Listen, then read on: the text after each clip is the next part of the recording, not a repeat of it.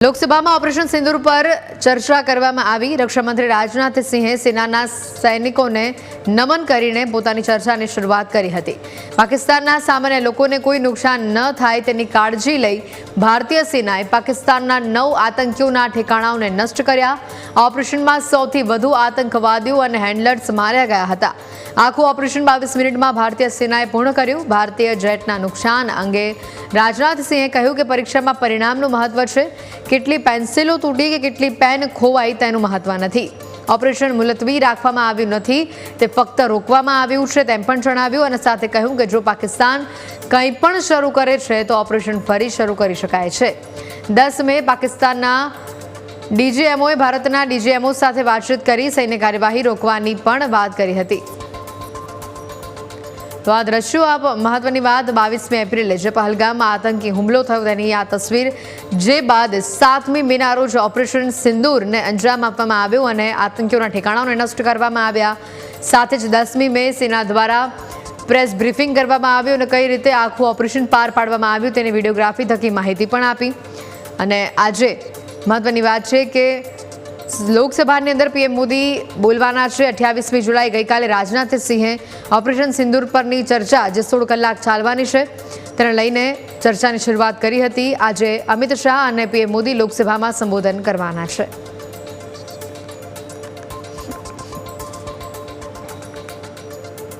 भारतीय वायुसेना के जबरदस्त हमलों, नियंत्रण रेखा पर थल सेना की मजबूत जवाबी कार्रवाई और नौसेना के हमलों के डर ने पाकिस्तान को झुकने के लिए मजबूर कर दिया। अध्यक्ष महोदय, और पाकिस्तान की हार उनकी एक सामान्य विफलता नहीं थी, बल्कि यह उसके सैन्य बल और मनोबल या दोनों की एक हार थी। 10 मई को पाकिस्तान के डीजीएमओ ने भारत के डीजीएमओ से संपर्क किया और सैन्य कार्रवाइयों को रोकने की अपील की। मैं सदन में यह बात फिर से दोहराना चाहूंगा कि पाकिस्तान के डीजीएमओ ने भारत के डीजीएमओ से संपर्क किया और सैन्य कार्रवाइयों को रोकने की अपील की। 12 मई को दोनों देशों के डीजीएमओ के बीच औपचारिक संवाद हुआ और दोनों पक्षों ने सैन्य कार्रवाइयों पर विराम लगाने का निर्णय लिया। पाकिस्तान ने हार मान ली है अध्यक्ष महोदय, और हॉस्टिलिटी रोकने की कोशिश की। अब रोक दीजिए महाराज। उन्होंने एक कोशिश की, हमारे डीजीएमओ से बात की, महाराज अब रोक दीजिए, बहुत हो गया। यह पेशकश इस कैबिनेट के साथ स्वीकार की गई थी। सुने, रुकिए तो रुकिए, बता दूंगा, बता दूंगा। अब बैठ आपको मौका मिलेगा।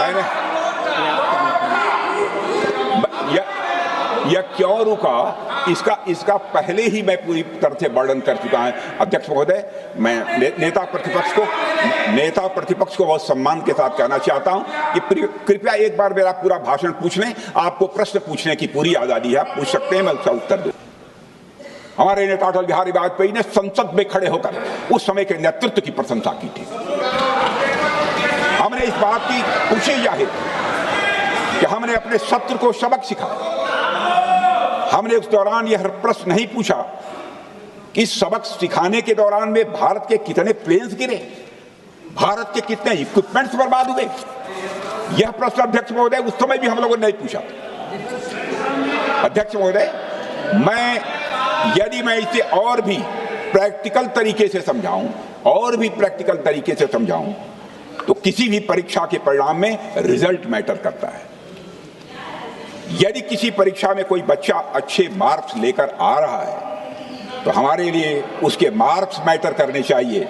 हमें इस बात का ध्यान नहीं रखना चाहिए कि एग्जाम के दौरान उसकी पेंसिल टूट गई थी या उसकी पेन खो गई। और इसीलिए इस चर्चा का विशेष मांग ये है कि आज सच्चाई सदन में आनी चाहिए। सच्चाई पहलगाम की आनी चाहिए, सच्चाई ऑपरेशन सिंदूर की आनी चाहिए, सच्चाई विदेश नीति की आनी चाहिए। और यही आज हमने सूचना का जो युद्ध की बात हम कर रहे हैं वो आज हमने आदरणीय राजनाथ सिंह के भाषण में सुना। बहुत से सूचनाएं दी उन्होंने बहुत से जानकारी दी, लेकिन रक्षा मंत्री होने के नाते ये नहीं कहा कि पहलगाम में दहशतगर्द कैसे आए।